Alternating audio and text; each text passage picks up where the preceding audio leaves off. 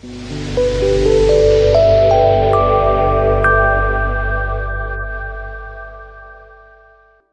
membuat materi pembelajaran yang interaktif gitu ya, yang menarik minat siswa dan dirasa menyenangkan oleh siswa. Jadi harapannya nanti siswa-siswi ini tidak hanya, bisa belajar, tapi juga mereka juga, memahami apa yang sudah disampaikan oleh Bapak Ibu guru dan, semangat untuk menerima materi dari Bapak Ibu guru. Oke, mohon izin saya lanjutkan. Oke. Nah, jadi untuk, tujuan pelatihan kita pada hari ini, yang pertama adalah memahami konsep media pembelajaran interaktif, gitu ya. Jadi diharapkan Bapak Ibu guru bisa memahami, apa saja konsep media pembelajaran interaktifnya, kemudian apa sih media pembelajaran interaktif itu, kemudian selanjutnya Bapak Ibu guru diharapkan dapat mengembangkan keterampilan dalam menggunakan alat AI untuk pembelajaran. Jadi harapannya setelah Bapak Ibu guru, belajar tentang apa sih media pembelajaran interaktif, nah bagaimana caranya kita bisa memanfaatkan AI untuk pembelajaran interaktif ini. Nah, kemudian mengintegrasikan alat AI dalam pembelajaran. Selain bagaimana punya keterampilannya, tapi juga bagaimana Bapak Ibu guru bisa mengintegrasikan AI-nya untuk pembelajaran gitu ya. Jadi setelah kita menggunakan AI-nya sudah dapat nih hasilnya seperti apa, gimana caranya diimplementasikan di pembelajaran gitu. Nah, kemudian selanjutnya meningkatkan efektivitas pembelajaran. Nah, kembali lagi ke tadi ya Bapak Ibu. Jadi tadi kan siswa-siswi ini diharapkan ketika dia menerima pembelajaran itu dia senang.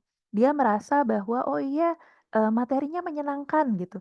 "Oh materinya menarik nih karena ada gambarnya, ada suaranya," misalnya. Nah, diharapkan dengan begitu siswa-siswi akan lebih semangat dan dapat menerima pembelajaran dengan lebih baik. Nah, kemudian terakhir adalah membuat dan mengimplementasikan unit pembelajaran interaktif itu. Jadi harapannya Bapak Ibu guru nantinya bisa mengimplementasikan materi pembelajaran. Oke, saya lanjutkan Bapak Ibu. Selanjutnya adalah interaksi dalam media pembelajaran. Nah, bagaimana Bapak Ibu bisa memastikan bahwa interaksi yang terjadi melalui media pembelajaran interaktif ini benar-benar efektif dalam meningkatkan pemahaman siswa dan bukan sekedar meningkatkan, keterlibatan pembelajaran yang mendalam gitu. Nah, jadi, harapannya jadi media interaktifnya ini juga kita harus memilih ya Bapak Ibu. Apa sih media interaktif yang benar-benar efektif untuk meningkatkan pembelajaran siswa? Jadi, medianya apa ya yang bisa meningkatkan pembelajaran? Misalnya kita menggunakan, games atau kita misalnya, menggunakan, apa ya, misalnya ada main mungkin Bapak Ibu pernah pakai Kahoot gitu ya atau mungkin ada apalagi ya, kita masukkan video di dalam sini, ada video penjelasannya gitu. Kemudian misalnya kita tambahkan gambar-gambar di pembelajarannya supaya siswa-siswi ini bisa lebih menerima materi pembelajaran yang diberikan Bapak Ibu gitu ya. Oke. Nah, selanjutnya Bapak Ibu perlu tahu dulu nih, apa sih sebenarnya interaktif media pembelajaran atau IMP itu? Jadi IMP adalah alat atau platform yang memungkinkan adanya interaksi aktif antara siswa dengan materi pembelajaran. Media ini menggunakan teknologi untuk membuat proses belajar lebih menarik dan interaktif yang mendukung gaya belajar siswa. Coba Bapak Ibu tahu nggak kira-kira apa aja sih gaya belajar siswa? Boleh ditulis di kolom chat. Misalnya gaya belajar auditori. Kalau auditori itu berarti apa Bapak Ibu? Nah, betul, kinestetik. Kinestetik itu lebih kepada dia bergerak gitu ya. Visual, visual itu dia melihat gambar. Kemudian auditory, kalau auditory itu dia lebih mendengar. Kalau audio visual itu adalah gabungan antara auditory dengan visual. Jadi dia sambil melihat, dia juga sambil mendengarkan. Nah, atau gabungan ketiganya, atau juga read and write. Jadi siswa harus menulis atau membaca dulu, baru dia bisa mengerti materinya seperti apa gitu. Atau gabungan dari keseluruhan itu juga bisa. Nah, dengan adanya ide interaktif media pembelajaran ini, harapannya Bapak Ibu, Jadi dengan interaktif media pembelajaran nantinya siswa-siswi ini bisa, lebih mengerti gitu ya, "Oh iya ternyata saya bisa nih ngelihat gambarnya, saya bisa dengar suaranya atau lagunya, saya bisa sambil mengerjakan soalnya, games-nya, dia sambil bergerak, ngeklik, atau dia sambil nulis, mencatat apa yang sudah dituliskan di pelajaran," gitu. Nah, dengan adanya IMP ini harapannya jadi lebih efektif proses pembelajarannya itu, gitu. Ya, terima kasih Bapak Ibu yang sudah menjawab di kolom komentar. Betul sekali jawaban-jawabannya, luar biasa. Baik, saya izin lanjutkan. Nah, sebenarnya apa saja sih interaksi dalam media pembelajaran ini gitu ya. Jadi interaksi itu nggak cuma user to content, jadi nggak cuma siswanya dengan materi pembelajarannya. Jadi kalau yang user to content itu siswa dengan materinya. Misalnya, interaksinya dia dengan melihat teksnya, dengan mendengarkan videonya, atau dengan melihat videonya juga mengerjakan melihat animasi yang ada di situ. Kemudian, mengerjakan kuisnya, simulasi, atau game edukatifnya. Nah, kemudian selanjutnya juga ada user to user gitu. Jadi interaksinya itu nggak cuma siswa dengan materinya aja, tapi bisa juga siswa dengan siswa lain atau siswa dengan pengajar atau gurunya. Nah, jadi di sini misalnya siswanya diskusi untuk berbagi ide atau mendiskusikan tentang konsep atau bekerja sama untuk memecahkan masalah misalnya di kuis gitu ya. Misal Bapak Ibu nih, menunjukkan, kuisnya gitu ya, kuisnya seperti ini, terus nanti siswanya diminta jawab gitu. Nah, nanti siswanya akan menjawab, terus siswanya kayak, biasanya mereka rebutan tuh, "Jawabannya ini Bu, A, B, C," gitu. Nah, itu juga bagian dari interaksi siswa dengan siswa dan dengan pengajarnya. Itu sebutannya adalah user to user.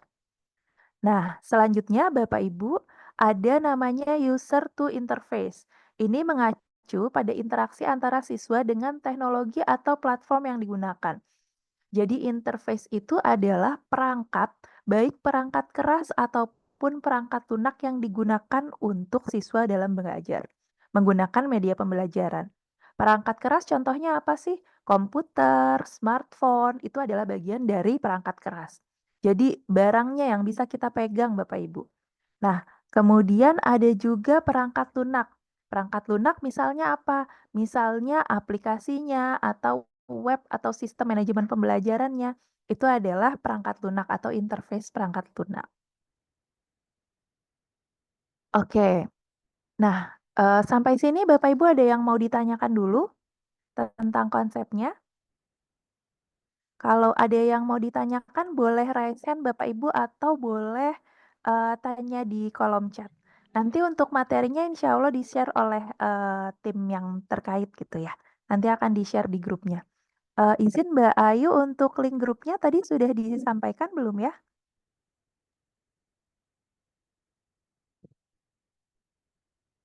Untuk Oke. link grup di-share kembali sepertinya ya Mbak Prita ya baiknya ya di Iya, kolom boleh komentar ya. boleh nanti di-share lagi aja ya Mbak, minta tolong. Terima kasih. Oke, saya izin lanjutkan kalau belum ada yang mau bertanya ya Bapak Ibu. Selanjutnya setelah Bapak Ibu tahu nih konsepnya tadi, berarti, interaktif media pembelajaran itu ada apa, kemudian, media interaktif yang tepat itu yang seperti apa gitu ya. Nah selanjutnya, Bapak Ibu guru perlu memilih media interaktif yang tepat. Oke, nanti untuk grupnya linknya izin nanti di-share di, kolom chat ya Bapak Ibu. Terima kasih. Kemudian, eee nah, Bapak Ibu perlu dapat memilih media interaktif yang tepat sebagai langkah krusial dalam merancang pembelajaran yang efektif dan inklusif. Jadi, kita tidak hanya memiliki media interaktifnya saja, jadi kayak, ya udah bikin presentasi, presentasi aja, video, ya udahlah video apa aja dimasukkan ke dalam video di dalam presentasinya. Nggak kayak gitu ya Bapak Ibu. Tapi kita harus menemukan media interaktif yang tepat. Misalnya, kalau saya materinya tentang, perubahan energi misalnya, untuk IPAS kelas 3 SD gitu ya. Nah, misalnya perubahan energi, oke, untuk perubahan energi saya mau videonya ada video penjelasan apa sih perubahan energi itu gitu ya. Nah, nanti Bapak Ibu bisa, eee, bikin video penjelasannya, nanti akan diceritain juga, dikasih tahu gitu ya di sini, gimana sih cara bikin videonya. Bapak Ibu nggak perlu syuting, nggak perlu bikin dari nol, tapi nanti kita pakai bantuan AI untuk bikin video materinya gitu. Oke, mungkin sebelum saya lanjutkan, boleh Bapak Ibu coba untuk, join di grupnya dulu sebentar, saya akan share screen ya Bapak Ibu, sebentar.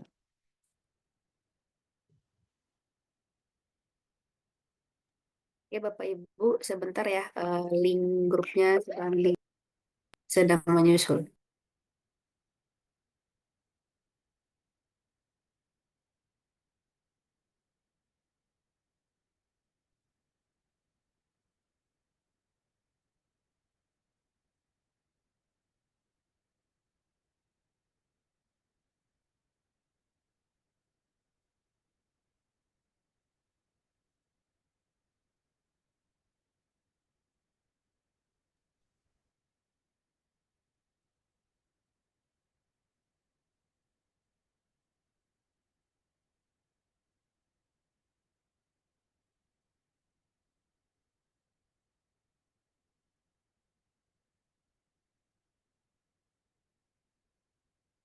Baik Bapak Ibu, barusan saya kirimkan di eh, kolom chat Bapak Ibu ya link grup WhatsApp.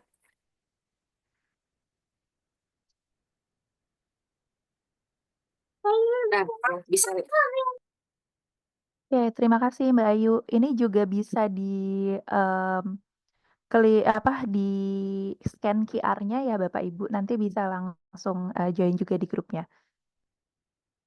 Silahkan kalau yang mau coba, saya share dulu mungkin sekitar, 10 detik ya Bapak Ibu, nanti setelah ini saya lanjutkan materinya ke bab 2.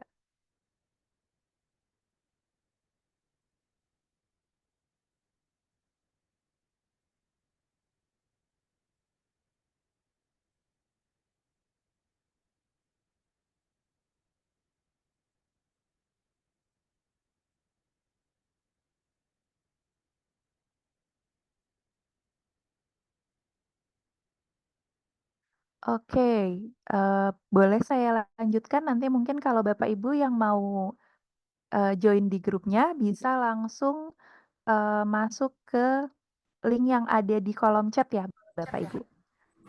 Saya izin melanjutkan.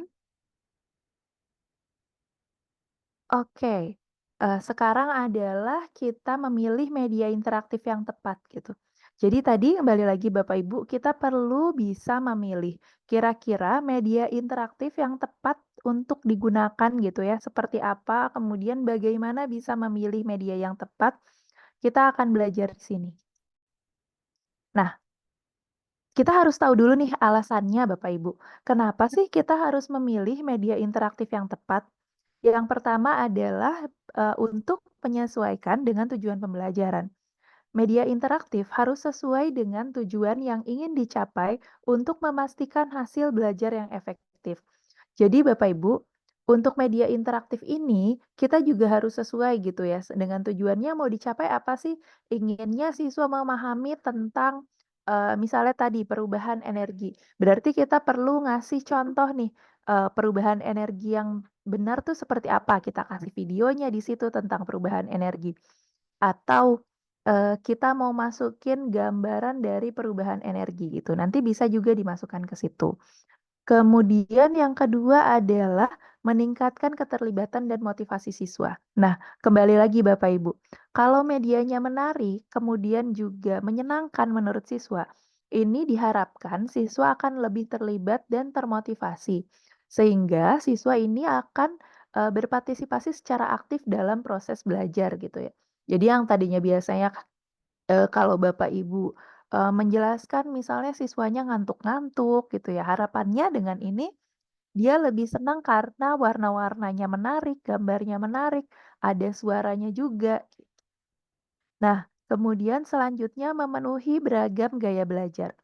Kebutuhan berbagai gaya belajar siswa seperti visual, auditory, read, write, dan kinestetik, sehingga setiap siswa dapat belajar dengan cara yang paling efektif menurut mereka. Nah, seperti tadi Bapak Ibu, jadi tadi juga sempat dijawab ya oleh Bapak Ibu guru yang hebat ini, apa aja sih gaya belajar siswa itu? Nah, siswa-siswi ini juga diharapkan dengan adanya interaktif media pembelajaran yang tepat, kita dapat memenuhi beragam gaya belajar siswa.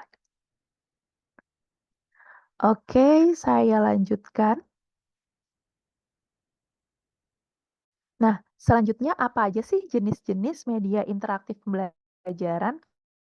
Jadi ada 4 jenis utama gitu ya. Yang pertama adalah adanya video interaktif, yang kedua adanya simulasi, yang ketiga permainan edukatif, dan yang keempat adalah kuis online. Nah, kita akan lihat satu-satu contoh-contohnya seperti apa gitu ya. Pertama video interaktif. Saya izin ganti share screen-nya sebentar.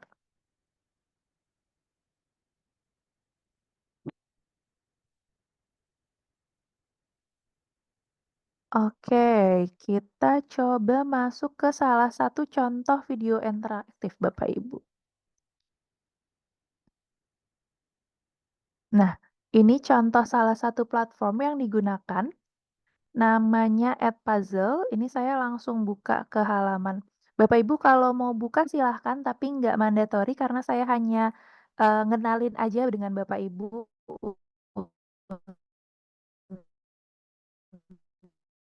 untuk video ini.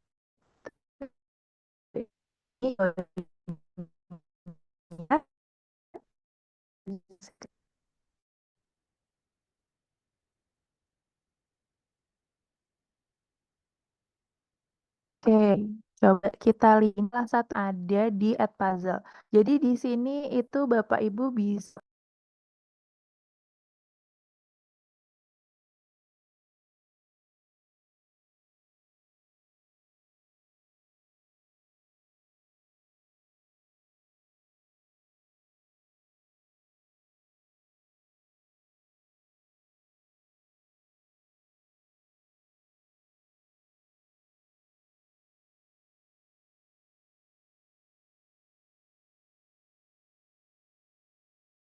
mencari video-video pembelajaran di sini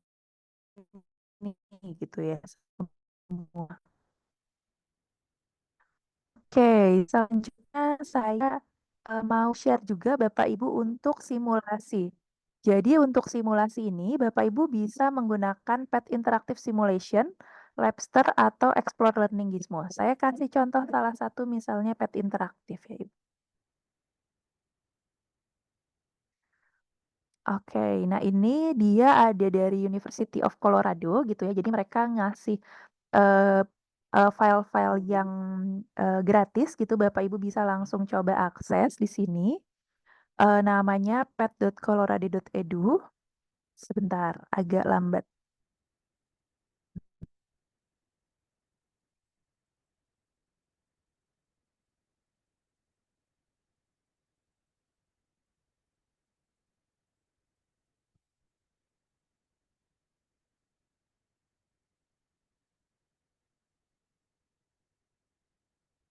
Nah, ini saya langsung contohkan salah satu simulasi interaktifnya ya Bapak Ibu. Ini contohnya adalah tentang benda nih. Kita coba mau mengcompare antara dua benda gitu ya, beratnya seperti apa. Jadi ada benda misalnya ini ada apa namanya dari batu bata dan dari kayu gitu ya. Sama-sama 4 kilo beratnya, tapi kalau kita masukin ke dalam air, ini bendanya yang satu tenggelam, yang satu mengapung. Nah, ini hubungannya dengan berat jenis gitu ya, atau buoy gitu. Nah, oke, mungkin seperti ini untuk contoh yang simulasi gitu ya. Kemudian permainan edukatif, misalnya Kahoot, Quizizz, atau Prodigy. Nah, Bapak Ibu apa sudah ada nggak nih yang familiar dengan Kuisis Kahoot, paling. Quizizz, atau Prodigy? Udah pernah mencoba sebelumnya? Kuisis paling sering. Boleh di kolom chat. Kuisis, Ya, kuisis. silakan. Kuisis paling, Quizizz Bu. ya, Bu Siti ya. Betul, Quizizz sering gitu ya. Iya, siap, Ibu. Iya Bu, betul. Quizzes juga banyak digunakan gitu ya. Jadi quizzes itu adalah bagian dari permainan edukatif. Jadi biasanya siswanya ini nyoba apa namanya permainan gitu ya setelah misalnya pembelajaran terus dikasih feedback. Nah, itu adalah bagian dari permainan edukatif sebetulnya. Betul sekali untuk quizzes. Kemudian selanjutnya ada quiz online nih Bapak Ibu. Jadi, bisa juga siswa-siswi mengerjakan quiz online. Nah, kalau Google Form pasti Bapak Ibu sudah biasa ya. Oh, tadi ada tuh yang terkait pemainan edukatif, ada Bamboozle. Nah, Word benar wall, itu Bu. juga salah satu Word contohnya. wall, word wall pernah. Wordwall sering digunakan ya, Ibu? Mhm. Oke, iya Bu, betul. Jadi kalau Wordwall itu dia bagian dari quiz online, benar. Bamboozle ya bagian dari permainan edukatif ya Bapak Ibu. Nah, kemudian ada juga Sokratif, ada EdukaPlay. Cuma memang platform-platform gratis ini ada keterbatasannya ya Bapak Ibu. Misalnya Wordwall ini dia maksimal cuma bisa 3 kalau mau pakai yang gratis. Kemudian EdukaPlay juga ada maksimalnya, kemudian Google Form, kalau Google Form mungkin nggak terbatas, tapi mungkin tampilannya kurang menarik ya Bapak Ibu. Genially bisa masuk, tapi ini saya menyebutkan contoh aja Pak Agung. Mungkin nanti bisa dieksplor ya, kira-kira kalau Genially itu masuknya ke apa nih Pak? Ya, ada akademik dan banyak lagi ya Bapak Ibu ya ternyata untuk contoh-contoh media interaktif gitu ya. Oh ternyata di sini kita tahu nih bahwa media interaktif ini juga ada beberapa jenisnya. Kemudian yang sudah kita pakai ini ternyata bagian dari media interaktif gitu ya. Jadi Bapak Ibu yang sudah mencoba itu alhamdulillah banget gitu ya, berarti sudah pernah mencoba menggunakan media interaktif untuk pembelajaran, gitu. Oke, nah selanjutnya setelah tadi kita tahu contoh-contoh media interaktif dan jenis-jenisnya, nah Bapak Ibu juga harus mendesain yang tepat, bisa mendesain atau merancang media pembelajaran dengan menggunakan prinsip desain. Nah, ini penting Bapak Ibu untuk memastikan media tersebut efektif mendukung proses belajar mengajar. Jadi, prinsip-prinsip desain ini membantu memastikan bahwa informasi disajikan dengan jelas dan dapat diakses dengan mudah oleh siswa sehingga meningkatkan kualitas dan efisiensi pembelajaran. Di sini ada 3 contoh media pembelajaran, 3 prinsip ya Bapak Ibu. 3 prinsip media pembelajaran interaktif. Yang pertama adalah penggunaan warna Bapak Ibu. Jadi, warna yang digunakan ini harus konsisten. Misalnya Bapak Ibu lihat untuk slide ini gitu ya, kita menggunakan warna dominan biru dan putih. Jadi untuk setiap slide-nya ini saya selalu menggunakan warna biru dan putih. Nggak ada tiba-tiba saya masukin warna kuning di sini gitu ya Bapak Ibu. Terus ada juga contohnya untuk warna, tapi kalau misalnya saya mau gunain warnanya pelangi boleh nggak, Bu? Boleh. Jadi boleh kalau misalkan Bapak Ibu mau pakai warnanya, eee, setiap warnanya, berwarna-warni gitu ya, boleh aja, tapi itu kan konsisten ya Bapak Ibu. Kalau mau pakai warna-warni, ya udah warna-warni terus, nanti tiba-tiba jadi jangan tiba-tiba ada warna, hitam atau abu-abu aja gitu. Nah itu jadi biar konsisten Bapak Ibu. Kemudian selanjutnya ada gaya teks dan font. Nah, gaya teks dan font ini juga sama. Misalnya saya pakai monotype atau monotype Cursiva itu 2 font yang berbeda Bapak Ibu. Nah, itu bisa digunakan gitu ya. Jadi misalnya kalau saya fontnya untuk judul saya pakainya Calibri misalnya, ya udah setiap bikin judul itu fontnya selalu Calibri. Nah, kemudian gaya teksnya juga gitu ya. Teksnya misalnya tulisannya tadi menggunakan font yang sesuai atau misalnya kayak penulisannya tuh seperti apa, spasinya dan sebagainya gitu ya. Nah, itu harus selalu konsisten. Selanjutnya layout. Layout ini jadi misalnya di sini, kalau ada gambar saya naruh gambarnya di sebelah kiri, kemudian penjelasannya di sebelah kanan. Nah, kalau bisa Bapak Ibu konsisten setiap membuat gambar, itu berarti gambarnya di sebelah kiri, kemudian, tulisannya di sebelah kanan, atau judulnya selalu di atas, isinya di bawah, gitu. Nah, kurang lebih seperti itu untuk konsistensi. Nah, selanjutnya apalagi nih Bapak Ibu? Ada kesederhanaan.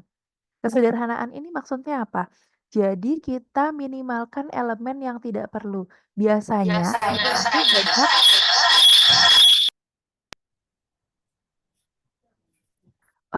biasanya itu kita banyak menggunakan elemen-elemen yang, terlalu penuh. Misalnya di sini saya tambahin gambar-gambar bunga-bunga di slide-nya, kemudian saya tambahin juga gambar apalagi ya, misalnya gambar kotak, gambar segitiga dan sebagainya, tapi jadinya slide-nya terlalu penuh dan jadi tidak fokus kepada isinya gitu ya. Harapannya kalau kita menggunakan elemen yang sederhana, ini, jadinya siswa itu fokus kepada, konten dari pembelajarannya itu gitu ya. Bukan nggak boleh Bapak Ibu mau nambahin gambar bunga, mau nambahin gambar, kotak, segitiga, bulat, atau warna-warna yang, menarik gitu ya, bukan nggak boleh, tapi kita minimalkan yang tidak perlu. Misalnya kalau mau nambahin gambar bunga, boleh di belakang tapi mungkin kita bikinnya agak transparan supaya menambah keindahan aja gitu, tapi jadi siswanya tetap fokusnya adalah ke kontennya. Kemudian selanjutnya ada struktur informasi. Jadi struktur informasinya harus jelas, misalkan dari judul, kemudian isi dari, slide-nya gitu ya Bapak Ibu, dari mulai judul, cover, kemudian ada daftar isinya, kemudian setelah itu, penjelasan, kemudian baru ada soal, misalkan seperti itu. Nah, strukturnya ini yang sederhana aja. Dan nggak perlu misalnya, Bapak Ibu nulisin satu paragraf misalkan tentang, misalnya ini ya, eee informasi tentang prinsip desain gitu ya. Di sini saya ada penjelasan singkatnya, kemudian di sampingnya itu saya tambahin poin-poin aja, bukan saya bikinnya, penjelasan. Misalnya tadi kata-kata saya, minimalkan elemen yang tidak perlu menambahkan desain bla bla bla bla bla bla, misalnya saya tuliskan seperti itu nggak perlu karena jadinya tidak sederhana informasinya. Padahal saya bisa menjelaskan secara langsung dengan poin per poin ini gitu. Kemudian visual yang jelas ini, untuk gambar-gambar, ini icon-icon yang digunakan ini harus jelas gambarnya ini gambar apa sih sebenarnya. Misalnya di sini saya pakai gambar monitor gitu ya. Nah, ini kelihatan nih ada gambar orangnya, ada gambar, uang, ada gambar grafiknya gitu misalnya. Nah, visualnya ini harus jelas, kalau bisa jangan yang blur ya Bapak Ibu, kalau bisa dapetinnya, yang gambarnya itu, resolusinya tinggi supaya, tetap menarik buat siswa-siswi. Nah, selanjutnya adalah keterbacaan. Pastikan Bapak Ibu untuk kontennya, udah tadi kontennya konsisten, bagus, menarik, sederhana, tapi fontnya kecil, nggak bisa dibaca, gitu ya. Nah, jadinya kalau misalkan seperti itu juga, fokusnya itu tidak dapat, jadi siswa juga tidak dapat menerima informasi secara efektif. Kemudian kontras warna. Misalnya di sini, kalau saya menggunakan warnanya dasarnya adalah hitam atau misalkan biru tua, maka tulisannya saya pakai warna putih. Kenapa? Supaya kontras jadi tulisannya terbaca dengan jelas Bapak Ibu. Kalau background-nya saya putih, maka tulisannya saya kasih warna biru gitu ya. Misalnya apalagi? Misalnya kalau background-nya warna kuning, maka tulisannya atau gambarnya itu saya kasih warnanya merah, merah hati gitu ya, biar kelihatan bahwa, tulisannya ini bisa terbaca gitu ya. Contohnya ini yang, background-nya agak sedikit lebih, muda gitu ya. Kalau saya pakainya putih mungkin nggak terlalu kelihatan gitu ya kontras warnanya. Nah, makanya saya pakai warna hitam supaya bisa terbaca dengan jelas tulisannya gitu. Nah, kemudian selanjutnya jarak dan spasi gitu. Biasanya kita bisa milih nih kalau bikin, tulisan atau dokumen itu spasinya bisa 1 atau 1,5 gitu ya, jarang yang sampai spasinya 3 supaya kelihatan jelas gitu dan bisa, enak terbaca. Nah, misalnya ini antar paragraf saya bikin spasinya agak jauh gitu ya. Nah, seperti itu kurang lebih Bapak Ibu. Jadi, harapannya nanti waktu Bapak Ibu coba praktek diimplementasikan ya Bapak Ibu untuk prinsip-prinsip desain ini. Oke, sebelum kita ke demo, ada yang mau ditanyain dulu mungkin berdasarkan pengalaman sebelumnya Bapak Ibu guru nyoba bikin materi presentasi atau media pembelajaran interaktif, kira-kira sudah sesuai belumnya dengan prinsip desain ini? Kalau ada yang mau sharing boleh angkat tangan, boleh raise hand atau boleh di kolom chat.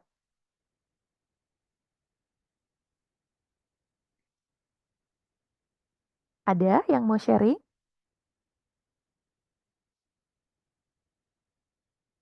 Oke, kalau belum ada, masih malu-malu nih Bapak Ibunya, boleh saya lanjutkan aja ya?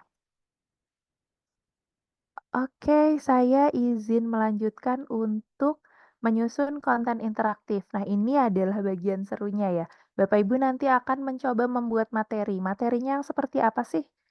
Kita coba lihat demonya.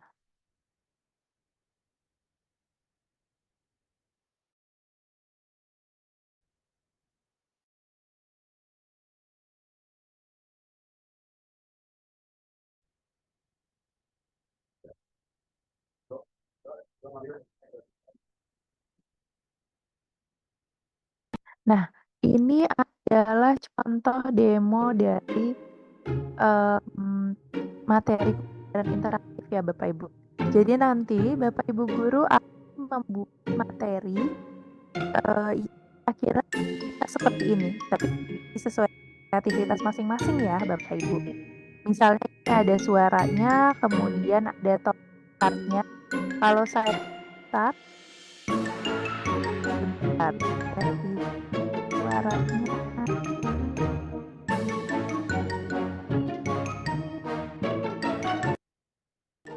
Nah, oke. Nah, ini ketika saya klik start, dia akan masuk ke main menu. Jadi ini dibikin kayak apa ya Bapak Ibu? Kayak games ya? Atau mungkin Bapak Ibu juga pernah gitu ya bikin materi PPT yang ada tombol-tombolnya, nah kurang lebih seperti itu. Itu, ini contohnya di main menu saya masukin ada tujuan pembelajaran, definisi energi, energi listrik ke cahaya, energi kimia ke gerak, energi gerak ke listrik, dan soal AKM gitu. Nah, di sini waktu saya bikin materinya, saya nggak perlu mikirin dari awal. Misalnya, saya mau bikin materinya ini isinya apa aja ya? Untuk perubahan energi ini sebenarnya materinya apa aja sih isinya gitu ya. Bapak Ibu nggak perlu pusing-pusing, nanti saya akan ngasih tahu tips dan triknya supaya dari buku pelajaran yang Bapak Ibu punya itu bisa langsung di-upload ke dalam ChatGPT. Nanti ChatGPT yang akan bantu Bapak Ibu untuk bikinin konten-konten materinya akan seperti apa gitu. Termasuk juga dengan nanti soal AKM-nya dan tujuan pembelajarannya. Misalnya nanti, ini kan tentang perubahan energi ya Bapak Ibu. Misalnya saya tentang apa lagi ya, misalnya tentang, tata surya. Misalnya tentang tata surya, terus saya, isinya nanti dikasih tahu sama ChatGPT gitu ya. Isinya adalah apa itu tata surya, kemudian, bumi, rotasi, revolusi, dan sebagainya nanti dimasukin nih sama ChatGPT. Saya tinggal masukin aja ke dalam sini, ke dalam main menunya, apa-apa aja materi yang akan masuk di dalam, media interaktif ini gitu. Misalnya saya masuk ke pertama dulu di tujuan pembelajaran. Oke, nah ini juga konten-kontennya sama ya Bapak Ibu, ini konten-kontennya nanti dari, ChatGPT juga Bapak Ibu. Tapi dipastikan Bapak Ibu harus dapat, apa ya, mengevaluasi lagi hasil dari ChatGPT. Kalau menurut Bapak Ibu masih kurang, bisa nanti, minta dibuatkan lagi contoh untuk materinya gitu ya. Jadi harus dilihat juga karena kadang-kadang dia juga, belajar gitu ya, dia belajar jadi nanti, kadang-kadang memang, materi yang disampaikan oleh ChatGPT ini, nggak sesuai atau malah nggak ada di bukunya gitu ya. Kita harus tetap mengevaluasi lagi nanti. Nah, ini ada tombol next-nya tentang definisi energi gitu atau saya bisa back. Kalau back dia balik ke tujuan pembelajaran, kemudian ada tombol home. Nah, home ini balik ke main menu, kemudian misalnya saya ambil energi listrik ke energi cahaya. Nah, ini ada videonya, nanti videonya bisa di-upload ke sini Bapak Ibu. Nanti videonya bisa langsung di-play juga di materi presentasinya. Gitu. Nah, ini contohnya gitu ya Bapak Ibu. Jadi ketika ada Bapak Ibu punya penjelasannya, kemudian dari penjelasan itu di sampingnya dimasukkan video gitu, bisa seperti itu.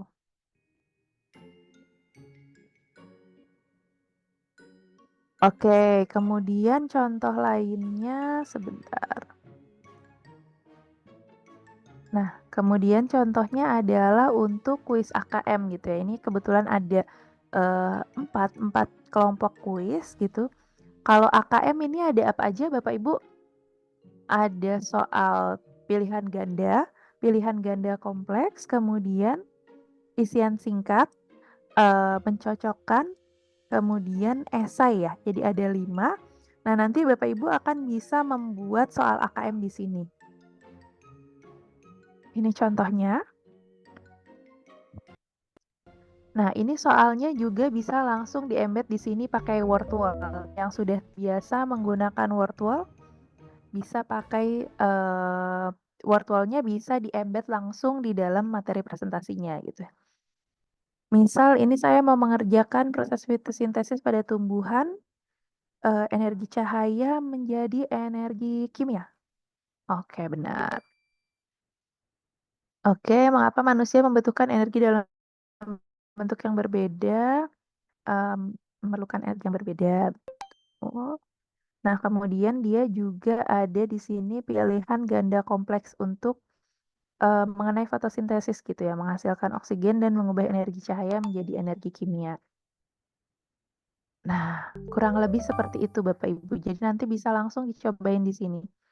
Nah, nanti untuk cara embednya akan saya jelaskan gitu ya, tapi untuk kuis-kuisnya nanti mungkin dibantu di sesi 2 dijelaskan lebih detail lagi oleh Bu Rizka seperti apa membuat soal-soal AKM ini dengan Wordwall dan yang lainnya gitu. Oke. Sampai sini nah iya, Bu Nina sering pakai Wordwall ya? Nah ya nanti pasti bisa, mencoba nanti ya bisa langsung meng-embed sendiri gitu ya, yang dari Wordwall-nya Bu Nina. Nanti kalau yang belum saya akan kasih, Wordwall saya nanti biar bisa dicoba dimasukkan gitu, di sini. Iya betul Bu Inge, PGK menjodohkan esai benar salah. Nah iya, terima kasih Bu Inge, betul sekali. Ini untuk contoh dari jenis-jenis soal AKM ya Bapak Ibu. Baik, saya izin melanjutkan.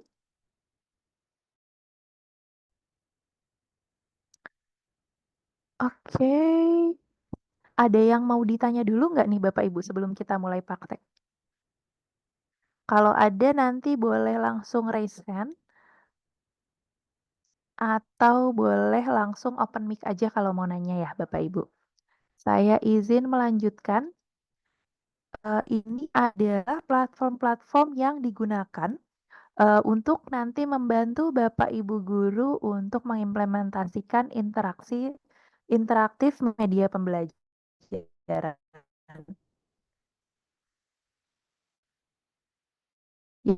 Yang pertama itu informasi bukan indikasi. Ini apaan nanti Bapak Ibu akan mengambilnya dari bukunya. Misalnya ada yang punya, nggak apa-apa pakai ada dulu aja Bapak Ibu. Jadi tapi dipastikan bukunya bisa bisa di hover atau bisa teksnya bisa dibaca.